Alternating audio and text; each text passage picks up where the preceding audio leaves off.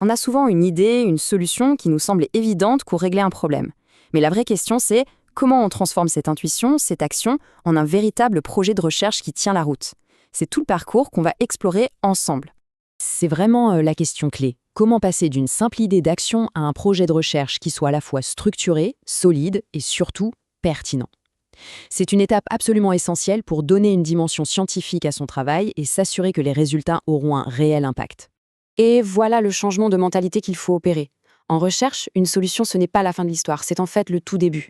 Elle devient un objet d'étude. C'est quelque chose qu'on va observer, décortiquer, mesurer et évaluer avec une vraie rigueur. Pour bien comprendre cette nuance, il faut vraiment mettre face à face ces deux mondes, celui de l'action et celui de l'analyse. La différence est flagrante, n'est-ce pas? D'un côté, on a la solution opérationnelle qui se demande qu'est-ce qu'on fait concrètement?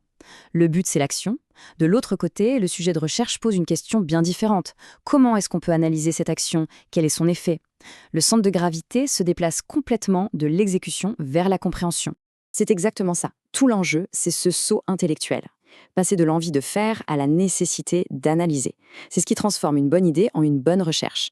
D'accord, mais pourquoi s'embêter à faire tout ça? Eh bien, les bénéfices sont énormes. Plutôt que de simplement régler un petit problème dans son coin, on produit des connaissances qui vont servir à d'autres. On s'assure que les résultats pourront être réutilisés, adaptés. Bref, on transforme une simple action en une contribution qui a une vraie valeur scientifique. Bon, ça c'est la théorie. Mais concrètement, de quoi est fait un bon sujet de recherche? Allez, on va le décortiquer un peu. En gros, un sujet de recherche solide, ça repose sur 4 piliers. D'abord, la problématique, c'est la grande question de fond que la solution soulève. Ensuite, l'objectif général, qui dit clairement ce qu'on cherche à faire.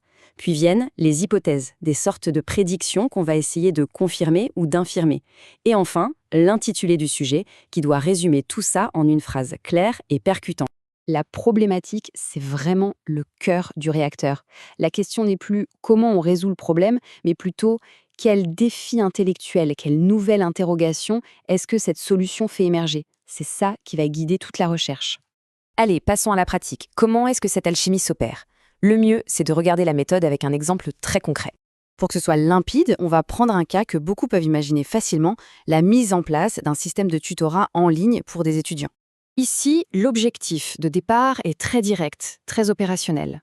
L'action est simple, on veut installer un tutorat en ligne. Pourquoi? Pour que les apprenants participent plus. On est purement dans le faire. Et voilà la bascule. D'un coup, la question n'est plus comment on fait, mais quel est l'effet réel de ce qu'on a fait. On ne s'intéresse plus seulement à l'action, mais à ses conséquences. On cherche à mesurer, à évaluer son impact de manière objective.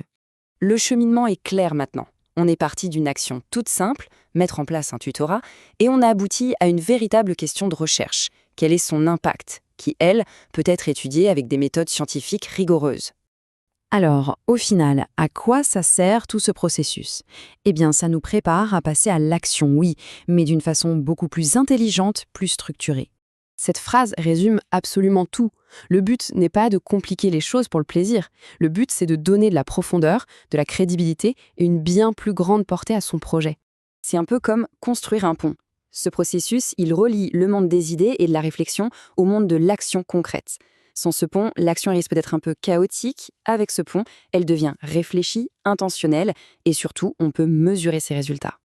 Alors la prochaine fois qu'une idée de solution pointe le bout de son nez, ça vaut le coup de s'arrêter un instant, de se demander, au-delà de l'action immédiate, quelle est la grande question qui se cache derrière? Quelles connaissances on pourrait en tirer? C'est peut-être là que se trouve le point de départ d'une recherche vraiment passionnante.